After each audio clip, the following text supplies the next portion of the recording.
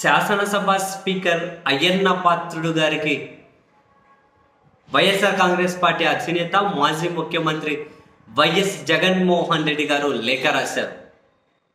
ఆ లేఖలో ఆయన ప్రస్తావించిన అంశాలు ఏంటి అంటే, స్పీకర్ స్థానంలో ఉన్నటువంటి వ్యక్తి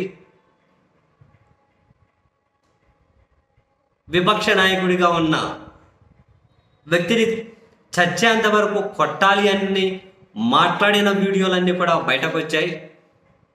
సో అటువంటి సభలో మాకు మాట్లాడే అవకాశం ఉంటుంది అని చెప్పి పరిస్థితులు అయితే అసలు అలా కనిపించడం లేదు.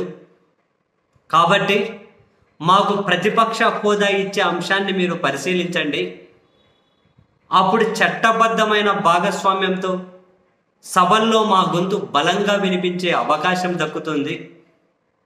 ప్రతిపక్ష నాయకుడిగా, ప్రతిపక్ష పార్టీగా మమ్మల్ని గుర్తించాలంటే 10% సీట్లు కావాలి అనే నిబంధన ఎక్కడా లేదు.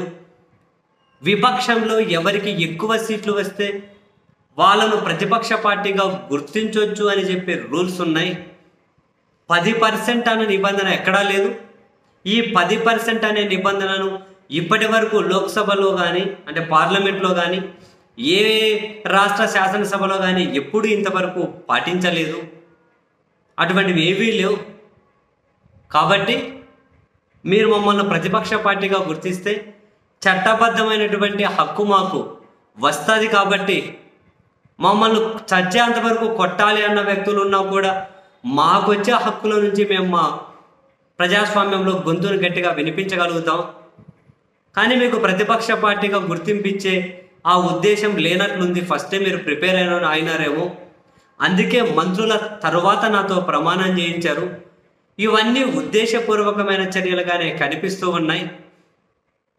సో 10% అనే నిబంధన ఎక్కడా లేదు. కాబట్టి విపక్షంలో ఎవరికి ఎక్కువ సీట్లు వస్తే వాళ్ళను ప్రతిపక్ష పార్టీగా గుర్తించవచ్చు. కాబట్టి మీరు మమ్మల్ని ప్రతిపక్ష పార్టీగా గుర్తించి చట్టబద్ధమైనటువంటి హక్కు మాకు కల్పిస్తే అసెంబ్లీలో మేము ప్రజాస్వామ్యబద్ధంగా మా వాయిస్, మా వాణి గట్టిగా వినిపిస్తాం అని చెప్పి జగన్మోహన్ రెడ్డి గారు అయ్యన్న పాత్రుడు గారికి, శాసనసభ స్పీకర్ గారికి లేఖ రాశారు.